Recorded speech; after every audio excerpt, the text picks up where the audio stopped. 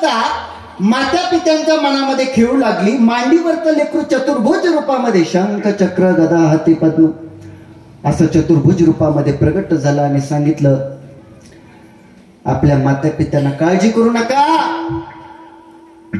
कारण मला लपवायचं ना, तर मला कुठे घेऊन जा, नंदाच्या घराला, मदनेही गोकुळाला. आणि मग ते म्हटले, बाबा एवढ्या मोठ्या मोठ्या साखळ्यांनी आम्हाला बांधून टाकले, तुला न्यायचं कसं? ते म्हटले, तुमच्या पोटी जे आलेले ते काय साधं आहे का? 7व्या पोटातून गायब करू शकतो, मग मी काहीही करू शकतो. आणि तेवढ्यामध्ये नंतर लीला दाखवायला सुरुवात केली.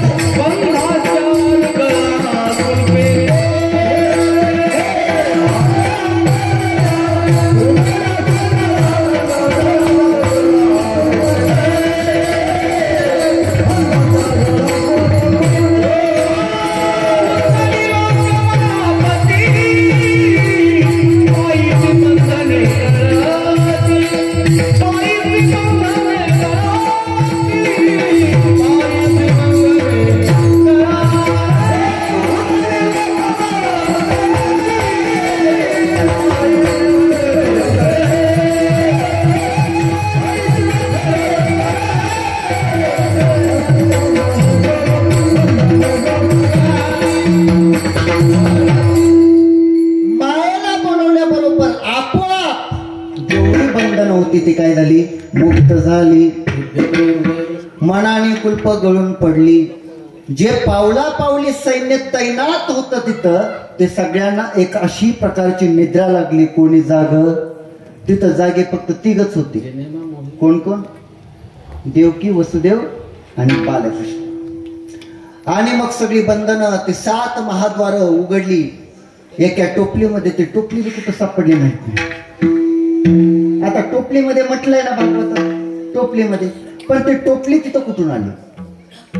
आता मायेने तर गर्भ गायब करू शकते, मायेनं सगळं बंधनं मुक्त होऊ शकतात, तर टोपली येणार नाही का? टोपली आली. त्या टोपलीमध्ये भगवंताला घातलं, मथुरा नगरीच्या बाहेर आले. आणि मग आता काय करून जायचं होतं? यमुना. कारण ज्या दिवशी जन्म झालेला होता तो श्रावण मास, मध्यरात्र झालेली, बुधवारचा दिवस. तिथं मंद मंद पाऊस पडत होता. यमुना नदीला पूर आलेला होता. त्या पुराचं पाणी असं उचंबळून वाहत होतं. आणि तशा अवस्थेमध्ये ही नदी पार करून आता कुठं जायचंय? गोकुळात. कारण देवाची इच्छा होती, मला कुठं न्या? गोकुळात. गोकुळात न्या मला. आता गोकुळात न्यायच्या वेळेला आता ते बाप आहे. वसुदेव कोण आहे? बाप आहे. टोपली डोक्यावर घेतली, पाण्यामध्ये प्रवेश केला. जोपर्यंत गुडघ्यापर्यंत पाणी आलं काही वाटलं नाही, कमरेपर्यंत पाणी आलं काही वाटलं नाही, गळ्यापर्यंत पाणी आलं. आता मात्र धाकधूक वाटू लागली. तेवढ्यामध्ये नंतर बघता बघता नाका तोंडामध्ये पाणी जाण्याची वेळ येऊ लागली. आणि तशी वेळ आल्याच्या नंतर मग त्या ठिकाणी प्रश्न पडला, आता या कृष्णाला मी तिकडं पोहोचू कसा? तर त्यावेळेला यमुना माता वाहत होती आणि भगवंतानं पूर्ण मायेनं पूर्ण जग थांबवलं. आणि त्या यमुनेला सांगितलं, का काढवलंस? माझा बाप आहे, मला घेऊन पहिलं तीराला घेऊन चाललाय, गोकुळामध्ये सोडायला चालला. ते म्हणे, प्रभू मला तुमच्या फक्त चरणाचा स्पर्श होऊ द्या, मला फक्त तुमचं दर्शन घेऊ द्या. एकदा तुमचं दर्शन मला भेटलं की मी 30/30चा तुम्हाला काय करते? रस्ता देते. 30/30. भगवंतानं त्या टोपलीतून पाय खाली काढला आणि यमुना नदीला पुरा चढला चाट तेने लावेला मोठ तेरे लावेला मोठ तेने लावेला मोठ पुरा चढला तेने लावेला तेने लावेला.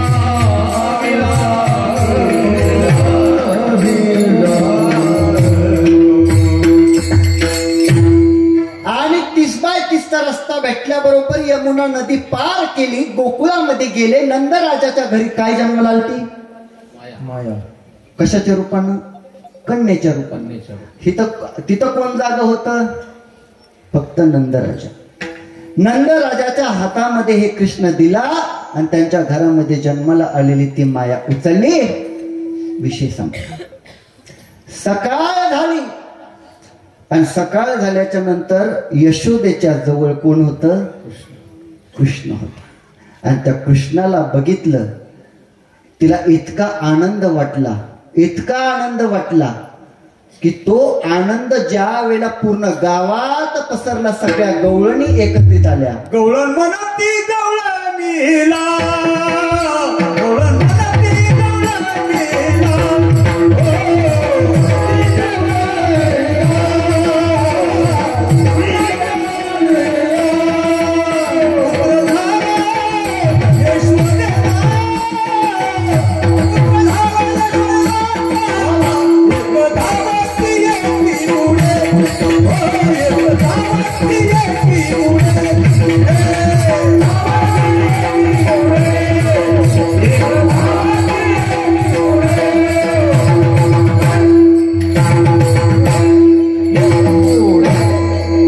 गवळण म्हणती गवळणीला, पुत्र झाला यशोदेला.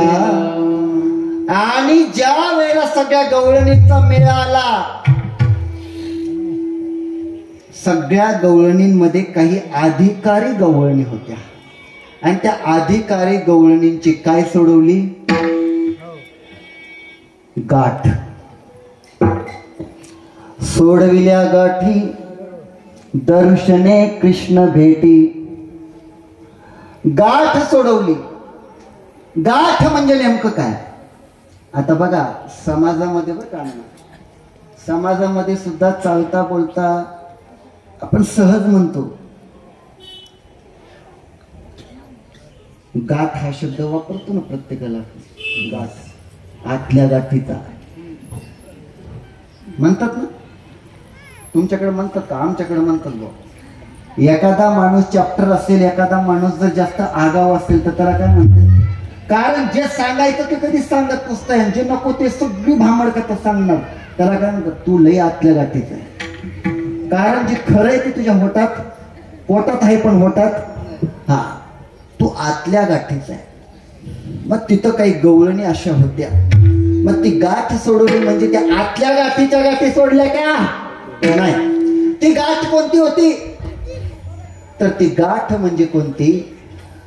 ह्या सगळ्या विश्वामध्ये मीपणाची सगळ्यात मोठी गाठ आहे बरं का. कोणती? मीपणाची. आता मला सांगा, तुम्ही माझ्यापेक्षा, माझं जेवढं वय आहे तेवढे तुम्ही कीर्तन ऐकले असतील, तुम्ही कथा ऐकल्या असतील. कथेमध्ये, कीर्तनामध्ये महाराज लोक काय सांगतात ते तुम्ही कान टवकारून ऐकता. हे जग जे आहे सगळं मिथ्या आहे. ह्या जगात दोनच गोष्टी सत्य आहेत, एक जन्म आणि एक मृत्यू. मग जीवन म्हणजे काय? जन्म आणि मृत्यूच्या मधला जो आपण गॅप भरून काढतो ना, ती जागा भरून काढतो, त्याचं नाव काय आहे? जीवन. आणि ते जीवन जगत असताना बघा तुम्ही, आता बघा, जाग सगळ्यांना वाटतं आम्ही जागेत. कारण तुकाराम महाराज म्हणतात की जागे व्हा, आपलं हित साधून घ्या. आपुल्या हिता धन्य माता पिता. बरोबर? जाग व्हा, उठा जागे व्हा रे आता. वा वा. भावे चरणी ठेवा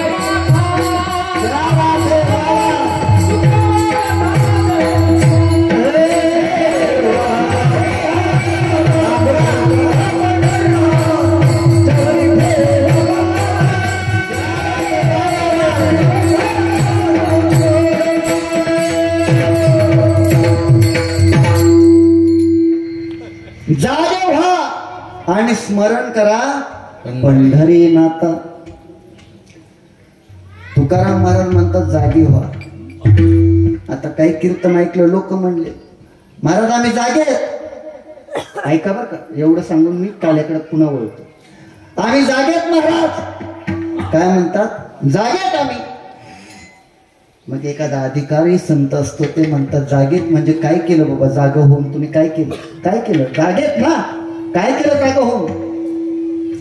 हे बघा महाराज, मी एका कॉलेजमध्ये प्राध्यापक आहे आणि प्राध्यापक येड्या गबाळ्याला रस्त्यावरून उचलून कुणाला बी तिथं नेऊन बसवत.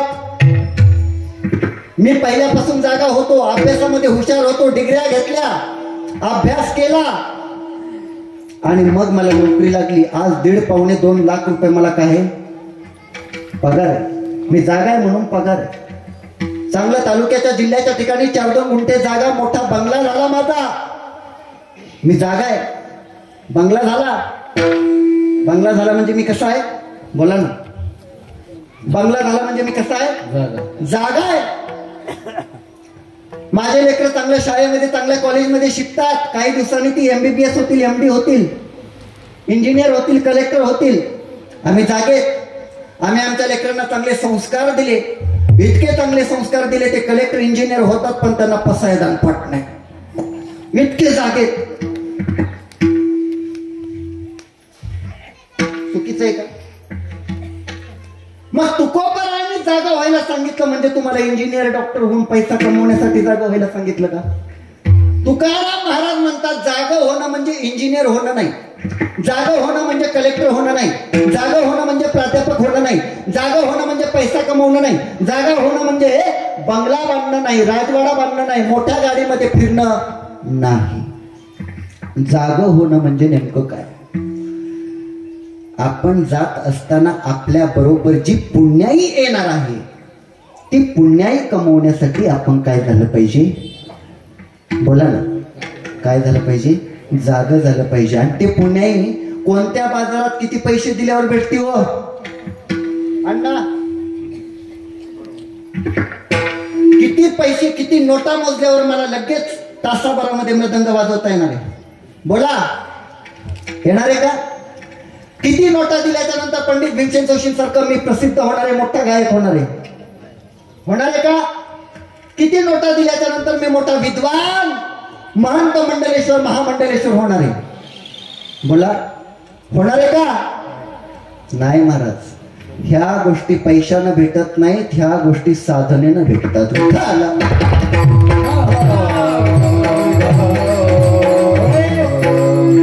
ह्या गोष्टी फक्त साधनेनं भेटतात, तपस्येनं भेटतात. वा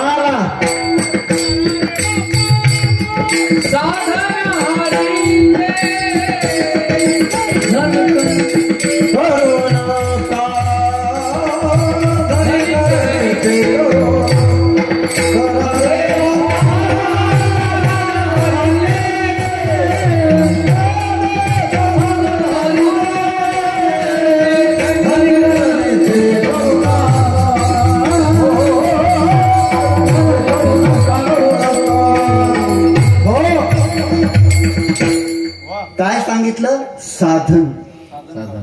साधना करा हरीचं. जर त्या हरीची साधना केली तर त्याची तुमच्यावर कृपा झाल्याशिवाय राहणार नाही. महाभारत कशामुळे घडलं? नामस्मरण करण्यासाठी घडलं का बोला ना. हा, महाभारत घडण्याच्या पाठीमागचं कारण काय? कुरुक्षेत्रामध्ये कौरव पांडवांना समोरासमोर येण्याची गरज का पडली? संपत्ती. साधन काय होतं? संपत्ती. अर्जुन खचून खाली बसला. ज्यांच्या बरोबर युद्ध करायचं, ज्यांना मारायचं ते सगळे कोण आहेत? माझ्या आप्तवर्गीय आहेत. कृष्ण म्हणलं जेवढी माया त्यांच्याबद्दल तुझ्या मनात निर्माण झाली तेवढीच माया त्यांच्या मनात तुझ्याबद्दल झाली असती तर युद्धामध्ये येण्याची गरज पडली. 5 गावं सुद्धा त्यांनी तुला दिले. ह्याला म्हणतात धर्मयुद्ध. अधिकार मिळवा, पण अधिकार हा सर्वस्व आहे असं समजू नका. पांडवांचा विजय ते संपत्तीला सर्वस्व मानत नव्हते. ते कोणाला सर्वस्व मानायचे? भगवंताला सर्वस्व मानायचे. दुर्योधन सगळं सैन्य घेऊन गेलं कृष्णाचं, पण अर्जुन म्हटला देवा तू माझ्या बरोबर आहे ना, मला कोणाची गरज नाही. ही श्रीमंती कमवा विठ्ठल.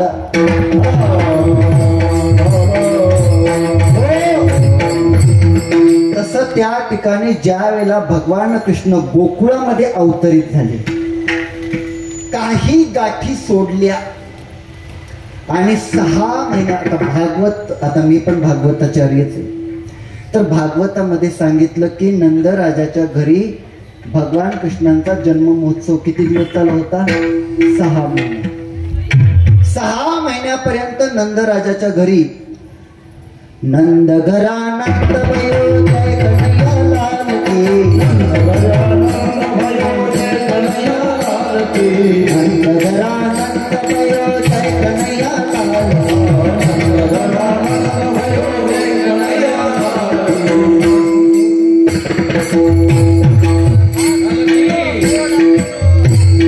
जय कन्हैया लाल की, मदन गोपाल की, जय कन्हैया लाल की, जय कन्हैया लाल की, जय कन्हैया लाल की,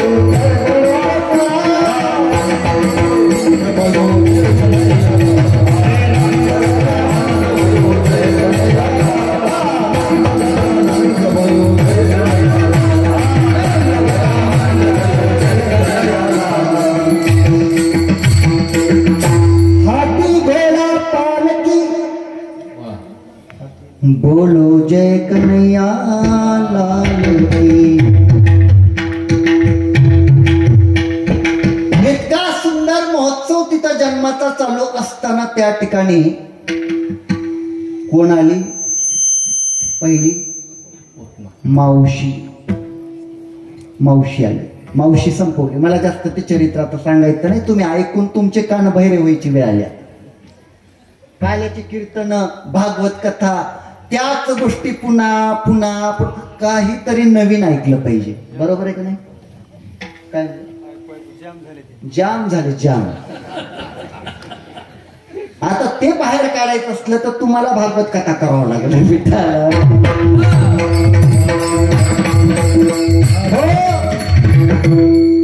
मग महत्वाचा विषय काय? पुतना आली, पुतना संपवली. पुतना संपवल्याच्या नंतर त्या ठिकाणी बरेचसे त्या ठिकाणी बाकीचे राक्षस आले. वाईट वृत्तीचं मारिले बाळपणी, अवघे दैत्य खाली मुडविली, अवघे दैत्य खाली मुडविली.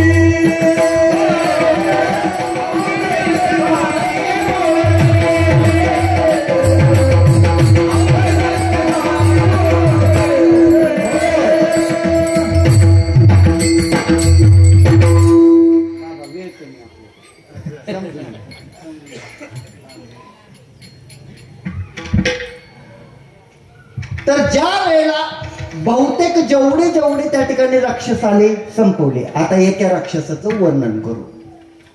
एक आला आघासूर नावाचा. आता अंगद महाराजांना माहिती, आघासूर कशाच्या रूपाने आला? कथा ऐकली ना सगळ्यांनी? अय, कथा ऐकली ना? आता परवाच्या दिवशीच लक्षात नसतंय कुठं? कथा ऐकली का? हो बी नाही, नाही बी नाही. आता काय मौन व्रत धरलं? कथा आगासूर कशाच्या रूपाने आला? बोला ना. हो, मी जरा कच्चा आहे, मला तरी समजून द्या महाराज. आगासूर आला एका आजगराच्या रूपानं. कशाच्या रूपानं? आजगराच्या. कारण भगवान कृष्ण आपल्या गोपाळांना, गायी गोपाळ घेऊन त्या ठिकाणी वनामध्ये आलेले आहेत. आणि ते वनामध्ये गायी चारत असताना आघासूर नावाचा राक्षस कंसाच्या आज्ञेनं तिथं आला. एकदम रुद्र रूप घेतलं. लाल सडक अशी लाल जीभ, जसं काही एखादा रस्ता अशी पसरलेली होती. आणि त्या रस्त्यानं जात असताना तोंड फाडून बसलेला काळ, काय काळ असा तोंड फाडून बसलेला. सगळे गोपाळ म्हणले, गेल्या महिन्यापासून आपण इथं जनावर राखतो, आपल्याला लाल रस्ता कधी दिसला नाही, पण मोदी सरकाराच्या काळामध्ये तो रस्ता झाला. आता त्या लाल रस्त्याच्या मध्ये काय आहे म्हणून बघण्यासाठी सगळे गाई गोपाळ त्या लाल रस्त्याने असे चालत चालत चालत चालत पुढे गेले. एक त्या गुफेमध्ये शिरू लागले. भगवंतांना डोळे झाकले आणि जाणून घेतलं आणि भगवंत आतमध्ये गेले. म्हटले इथं मोठं संकट निर्माण होणार आहे. ज्याला हे चांगला रस्ता समजतात ते रस्ता चांगला नाही. भगवंत आतमध्ये गेले. आतमध्ये गेल्याच्या नंतर त्या ठिकाणी पटकन सगळे गोपाळ कृष्णा सहित गायीं सहित ज्या वेळेला आतमध्ये आले हे बघितल्याबरोबर आगासुरानं आपली जीभ बाहेरची आत वळली आणि तोंड काय केलं, झाकून घेतलं. आता तोंड झाकून घेतल्याच्या नंतर श्वास, माणूस जगतो कधी कशाने जगतो? मी म्हणतो की आता तुम्ही एकादशी भरपूर केले, सोमवार केले, पौष महिन्यातले रविवार केले, मार्गशीर्ष महिन्यातले गुरुवार केले. एकदा श्वासाचा उपवास करून बघा ना अण्णा, जमल का? श्वासाचा उपवास. किती बी शाबू खा, राजगिऱ्याचे लाडू खा, केळी खा, सफरचंद खा, काय खायचंय ते खा, फक्त श्वास घ्यायचा नाही. बाबा जगणं होईल का? नाही. तुम्हाला जगणं होणार नाही तर आमच्या भागवतामध्ये सांगितलं आहे की ध्रुवानं तशी सुद्धा तपस्या भगवंताला प्राप्त करण्यासाठी केली. कसा श्वास रोखला असेल तसं त्या पद्धतीनं श्वास घ्यायला नाही हे लक्षात आल्याबरोबर सगळ्या अंधार बघितला. भगवंतानं लगेच रुद्ररूप घेतलं, आघासुराचा वध केला. सगळ्या गोपाळांना, घाबरलेल्या गोपाळांना, गायींना बाहेर काढलं आणि त्यांना सांत्वना दिली. शांत बसा, शांत बसा, घाबरू नका, मी आहे ना, मी असतो ना. घाबरायचं नाही. आपण इथं घाबरायला जन्म घेतलाय का? घाबरायचं नाही, शांत बसा, अजिबात घाबरायचं नाही. चला भूक लागलीये. गायी वगैरे त्या ठिकाणी एकत्र वळवल्या, सगळी शिदोरी एकत्र केली, काला केला आणि काला केल्याच्या नंतर स्वतः परब्रह्म असणारे भगवान कृष्ण आपल्या हाताने सगळ्यांच्या मुखामध्ये ते काला देऊ लागले. आणि दिल्यानं हे कुणी बघितलं? ब्रह्मदेवानं. ब्रह्मदेव म्हटलं हे कसला ब्रह्म आहे? हे तर म्हणतो अहम ब्रह्मास्मी. हा कसला ब्रह्म? हा ब्रह्म नाही. आता हे घडलेली घटना त्याच दिवशी त्या मुलांनी आपल्या घरी जाऊन सांगायला पाहिजे का नाही? पण सांगितली नाही. ही घटना 1 वर्षानंतर, बरं का रामेश्वर महाराज, किती वर्षानंतर? 1 वर्षानंतर घरी सांगितलं. तोपर्यंत कोणाला? अण्णा सांगितलं नाही, कोणाला सांगितलं. मग 1 वर्षापर्यंत ते का गप्प बसले? बोला ना. 1 वर्षापर्यंत ते का गप्प बसले? देवानं सांगितलं होतं का सांगायचं नाही? नाही महाराज. कारण परब्रह्म आपल्या हाताने सगळ्या गोपाळांना खाऊ घालतो आणि त्याच उष्ट्या हाताने स्वतः सुद्धा खातो. हे मात्र त्या ठिकाणी ब्रह्मदेवाला दिखवलं नाही. ब्रह्मदेवानं पटकन काय केलं, त्या सगळ्या गोपाळांना, गायींना उचललं आणि ब्रह्मलोकात नेऊन ठेवलं. आणि ब्रह्मलोकामध्ये नेऊन ठेवल्याच्या नंतर इथं आता कुणीच नाही. भगवान कृष्ण म्हटले, हाँ मेरे को सब आपकी माया समझ में आती है, चिंता मत करो, हम चाहे तो हम अलग एक सृष्टी निर्माण कर सकते हैं. देवाजवळ तेवढं सामर्थ्य होतं. स्वतंत्र पृथ्वी निर्माण करण्याचं सामर्थ्य भगवंतामध्ये होतं. भगवंतानं योग मायेनं लगेच गायी, योग मायेनं सगळे गोपाळ निर्माण केले. आणि ते गोपाळ सगळे जसे रोज येणं जाणं वनातलं होतं तसं चालू राहिलं. आणि ब्रह्मदेव म्हटले 1 वर्ष झालं. किती? 1 वर्ष झालं गोकुळातले गायी गोपाळ सगळे माझ्याकडे बंदिस्त आहेत. गोकुळामधला व्यवहार कसा चालू आहे ते तरी बघून येऊ. ब्रह्मदेव कुठं आले? रमण रैतीमध्ये आले भूतलावरती. आणि बघितलं तर त्याच आनंदानं सगळ्या गायी चरत होत्या, त्याच आनंदानं सगळे गोपाळ त्या ठिकाणी काय करत होते? वावरत होते. ते बघितल्याच्या नंतर मग मात्र प्रश्न पडला, बापरे, गायी गोपाळ माझ्याकडे, मग हे कोण? आणि मग भगवान कृष्ण बघून हसू लागले. ते म्हणले, ये तो हमारी लीला है, लीला. आणि त्यावेळेस चतुर्भुज असणारे ब्रह्मदेव सुद्धा भगवान कृष्णांना काय झाले? नतमस्तक झाले. आणि मग म्हटले, आता तरी माझे गायी गोपाळ सोडणार का नाही? आणि मग गाईला आणि गोपाळांना कोणी सोडवलं? ब्रह्मदेवांना आणून सोडलं. त्यावेळेला 1 वर्षाचा कालावधी झालेला होता. म्हणून 1 वर्षानंतर ब्रह्मलोकातून आल्यावर त्या सगळ्यांनी आपल्या घरी सांगितलं नागासुर नावाच्या राक्षसाचा वध कोणी केला? कृष्णानं केला. कधी केला? 1 वर्षापूर्वी केला. आणि ब्रह्मदेव गेल्याच्या नंतर पुन्हा सगळे आनंदाने गायी त्या ठिकाणी चालू लागले. बहु केली वनवन पाय पिटी झाला शेण. चला वळू गाई बैसू एके ठाई. आणि मग मात्र सगळे गोपाळ एकत्रित केले. पुन्हा एकदा तो काला ब्रह्मदेवाला म्हटला होता की आपण सुद्धा तो काला काय केला पाहिजे? खाल्ला पाहिजे. आणि त्याच्यानंतर परत सगळ्या गोपाळांना घेऊन तो काला खाऊ घातल्याच्या नंतर ते हात मात्र यमुनेच्या पात्रामध्ये धुवू दिले. आणि तोच काला आपल्याला कुठं करायचा आहे? आज इथं करायचा आहे. पण ते काला का करावा लागला? तर त्याचं कारण काला एका वस्तूचा होतो का?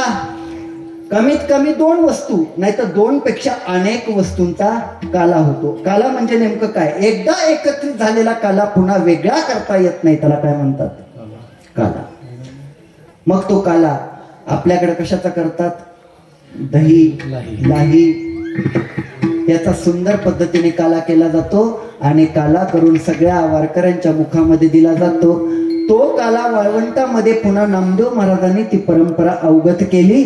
अशी ही परंपरा ज्या वेळेला समाजामध्ये अवगत झाली. अशा भगवान कृष्णांचा जन्म कुठं झाला? कृष्ण गोकुळी जन्माला, कृष्ण गोकुळी जन्माला, कृष्ण गोकुळे जन्मला, कृष्ण गोकुळे जन्मला,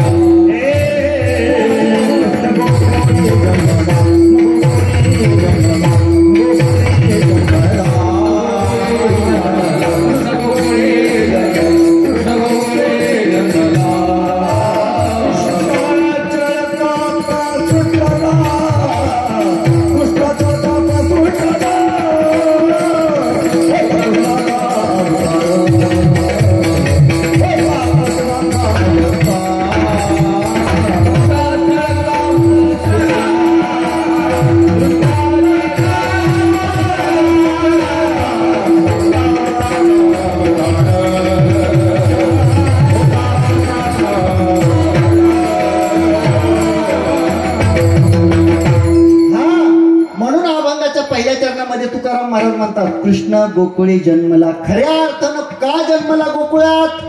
कारण सगळ्यांना तो पहिल्यांदा दर्शन दिलं कुठं? गोकुळात. म्हणून मथुरेत जन्म झालेला फक्त आपल्याला माहितीये. देवकी वसुदेवाला माहितीये, नंदराजाला माहितीये. दुसरं त्यांना कुठं माहिती होतं का? म्हणून तुकाराम महाराज म्हणतात की कृष्ण मथुरेत जन्मला हे आपल्याला माहितीये, पण त्या गोकुळवासियांना माहित नव्हतं. म्हणून कृष्ण गोकुळी जन्मला. आणि ज्या वेळेला देवाचा जन्म झाला त्यावेळेला 2 वर्गाचे लोक होते. एक राक्षस प्रवृत्तीचे आणि एक चांगल्या प्रवृत्तीचे. म्हणून एकाला आनंद झाला आणि दुष्टा चळकाप सुटला. आणि मोठ्या मोठ्या संकटातून मुक्त करणारा आमचा परमेश्वर आम्हाला भेटला. त्याच्यामुळं घराघरामध्ये काय होत होतं? कृष्णाचा अवतार,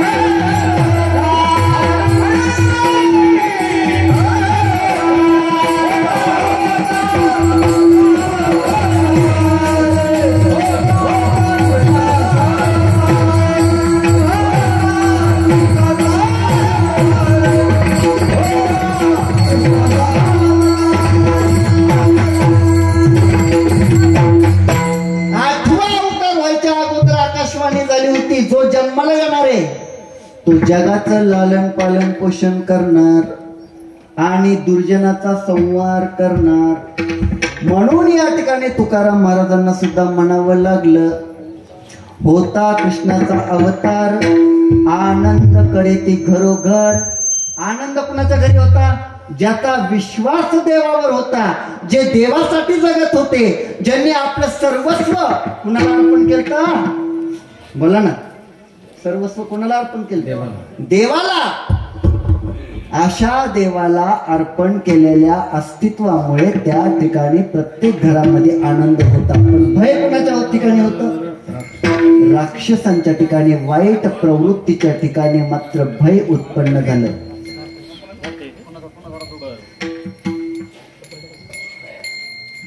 विठ्ठल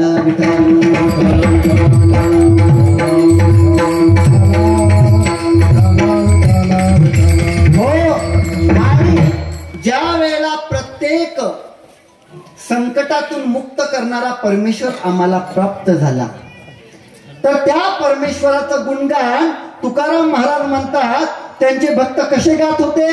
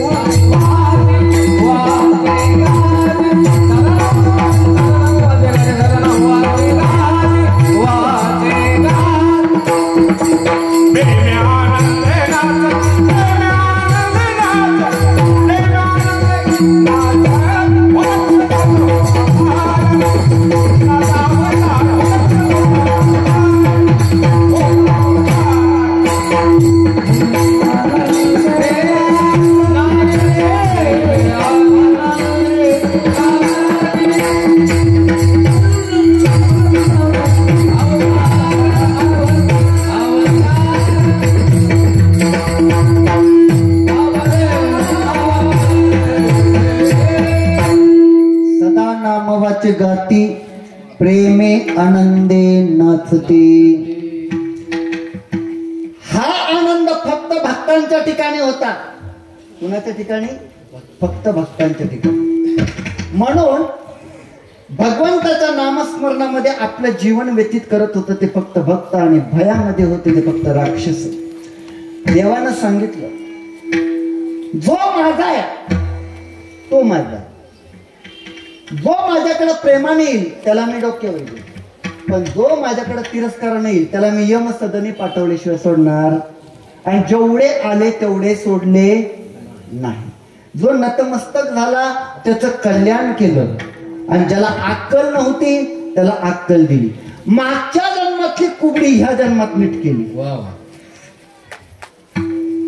राम अवतारामध्ये मंथरा, तिला वाटायचं सगळं राज्य कुणाला भेटावं. मी जिची दासी आहे, कैकेयीची दासी होती ना मंथरा, मग कैकेयीच्या पोरालाच भेटलं पाहिजे. ती रामाचा तिरस्कार करत होती. झाडू मारता मारता राम प्रभूंच्या अंगावर कचरा टाकायचा असा. रामप्रभू म्हटले, तू काय आंधळी फिंदळी झाली की काय? कचरा माझ्या अंगावर टाकती. एकदा सोडलं, दोनदा सोडलं, तिसऱ्यांदा तसं केल्याबरोबर रामप्रभूंनी जी कुबड्यात लात घातली, दीडीत तर कुबडच बाहेर आलं. ती म्हणली, बाबा मला माफ कर. ते म्हणले, आता माफी नाही, माफी आता पुढच्या जन्मात. कृष्ण अवतार तोपर्यंत कुबडी, आणि त्या कुबडीचा उद्धार कुठं केला? द्वापार युगामध्ये. इतका उदार अंतकरणाचा आहे. नालायकांना सुद्धा ठिकाणावर आणलं कोणी? भगवंतानं. म्हणून या ठिकाणी आपल्या जीवनामध्ये कळत न कळत जे दोष निर्माण झालेले आहेत, त्या दोषाचं हरण करण्याचं काम सुद्धा कोण करतं?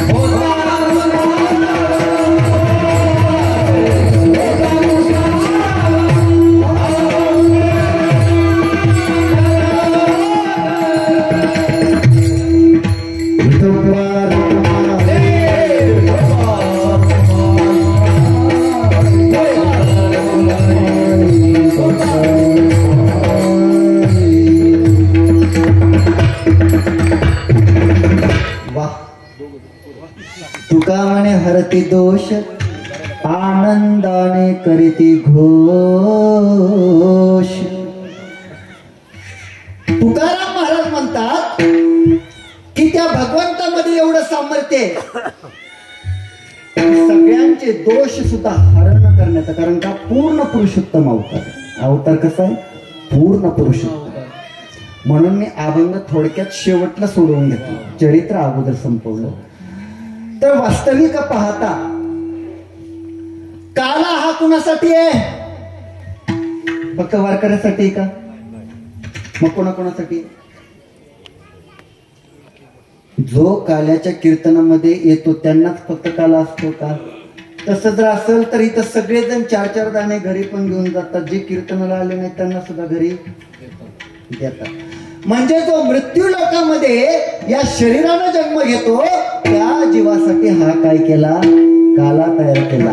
कारण काल्याचं महत्व किती आहे? 7 दिवसामध्ये जी तुम्ही कथा ऐकली, 7 दिवसामध्ये जेवढे कीर्तन चिंतन ऐकली, या सगळ्यांचं फलश्रुती म्हणजे जर काय असेल तर फक्त काला. म्हणून तर तुकाराम महाराज म्हणतात उपजवण्या पुरती येऊ वैकुंठी तो ऐसे नाही कोण काही कालाचे एकमेकांमुखी घालून बरी. या पद्धतीने हा सुंदर काला या ठिकाणी आपल्याला करायचा आहे. तर भजन घेऊन ज्ञानेश्वर नंतर ज्ञानेश्वर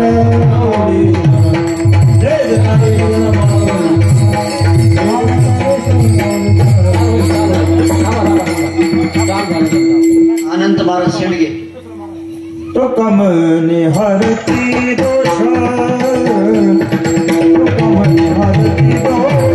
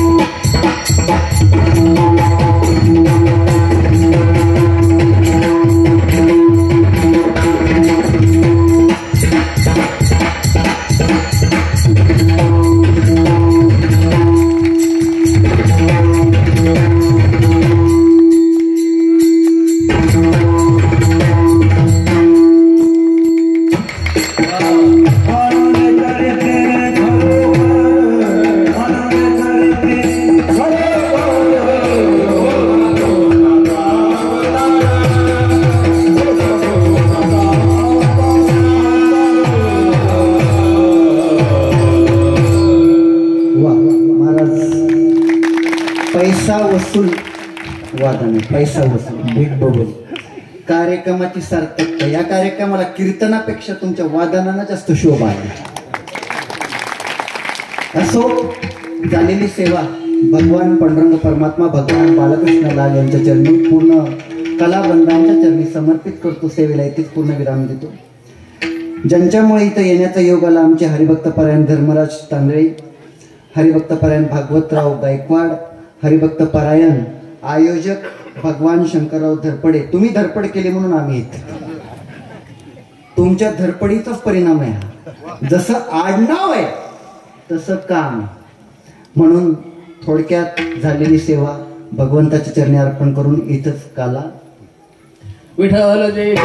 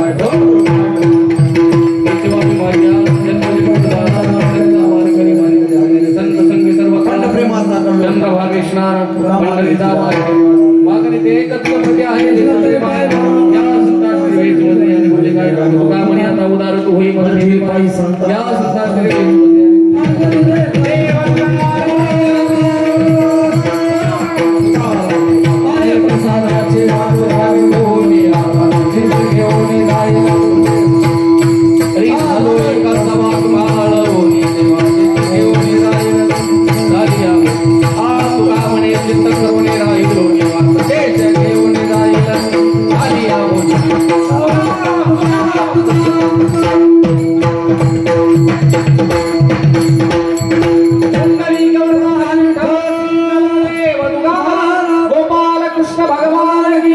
2 मिनिटं जागेवरून पण हे उठायचं नाही, सूचना होईपर्यंत. या कार्यक्रमासाठी ज्यांनी माईकच्या माध्यमातून सर्वांना आवाज सुंदर पद्धतीने पोहोच केला त्यांनाही